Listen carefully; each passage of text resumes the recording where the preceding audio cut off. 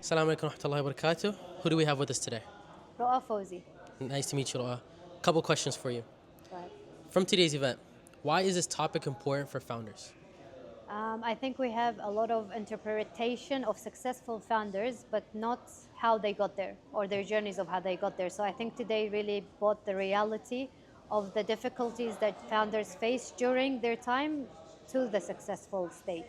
MashaAllah, tabarakallah. Okay, another question. What do founders often get wrong in events?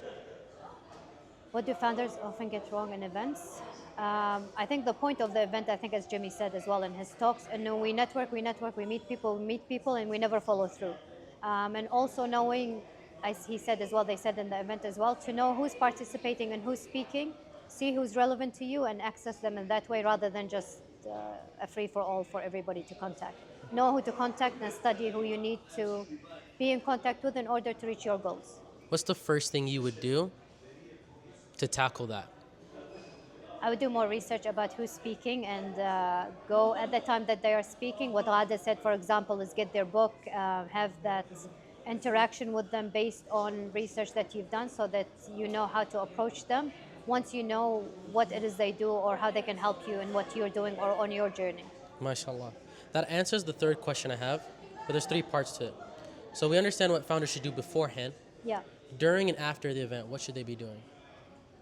I guess it still remains the follow through, but also maybe just the networking. If it's someone that's maybe not relevant to what you need right now, you still open the door of creating that relationships and then following through later, and focusing on people that you need right now to get to the goal that you need to get, or mentors or education, or see if they're speaking somewhere, if it's relevant to the field that you're in, I guess.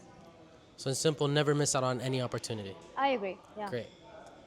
Last two questions. What made this room or audience valuable to you? What made, sorry? What made this room or audience valuable to you?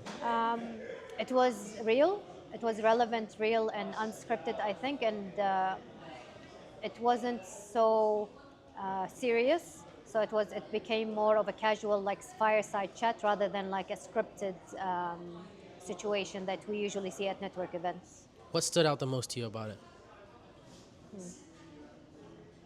Honestly, I loved the panel where Ghali was a moderator, and then Tamer and Ghada were also, and Kareem. I think their advice was very relevant to where I am at the stage of my company at the moment. Nice.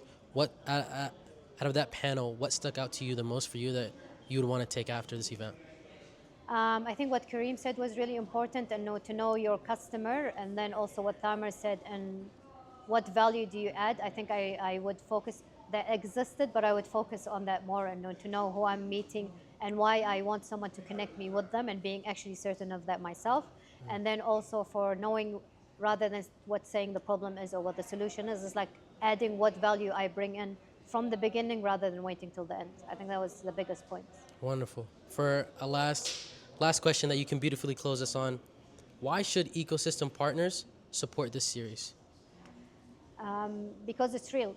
It's factual, it's real, and also to have it in a smaller community where you're able to ask questions and have that interaction that you don't in the bigger events. I think it makes all the difference.